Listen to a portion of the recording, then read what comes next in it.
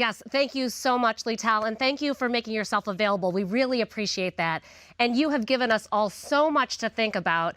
We so appreciate you sharing your valuable insights on exponential transformation as we challenge ourselves to push beyond limits. Now, everybody, we are going to follow up this engaging keynote with an opportunity for you to ask Lital your questions about some of the patterns and shifts reshaping our business and our world. So please do submit your questions, as you did earlier, by using the chat box on the right side of your screen. And of course, to moderate our Q&A session with Lital, we're going to welcome back Sean Malhotra. So Sean, over to you, and Lital, thank you so much for moderating the Q&A.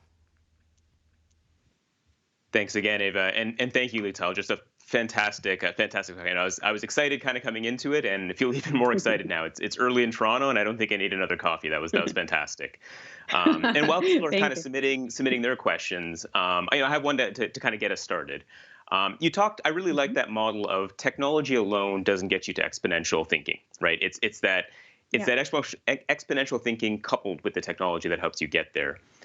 Can you talk about some of the roadblocks that stop organizations from embracing exponential thinking, that stop at just the technology? Yeah, I think, like you said, and it's a mind shift, and it's really some of the things that I mentioned earlier. So I think a lot of people, and rightfully so, are experiencing this overwhelm from technology. There's a lot to learn. There's so much to learn, and it's overwhelming. So that's one thing that I think blocking people from thinking much bigger, because they realize that they have to learn so much more and they don't always feel that they know everything that needs to be learned. Another thing is kind of building on that is understanding the new structure of business, which is really the big fundamental shift that we're seeing. So understanding not just technologies, but understanding business models. When I talk about business models, I talk about it like the shiny toys. Everyone's kind of like excited about the shiny toys. What's AI, blockchain? But it's not just about the shiny toys. It's about the foundation, the new rules of the playground, which is the new business models that we're seeing emerge now that really define a new way of building a business and a new way of running a business.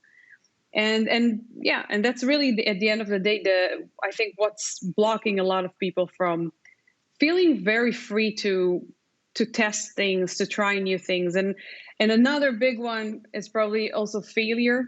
I think we talk a lot about fail forward, fail, but in reality, it's not really embraced in the organization.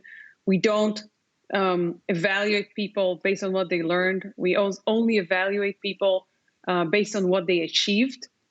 And that's a problem, because when you're trying to experiment, you will fail. It's okay. It's part of the innovation process. No startup has ever started with one idea and succeeded.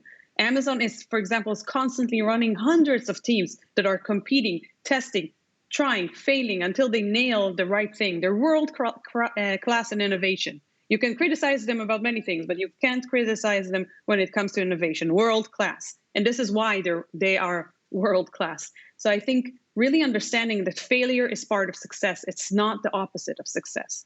So I think that's probably some of the key things that are blocking people from really embracing this open mindset, this growth mindset. And it's such an excellent point.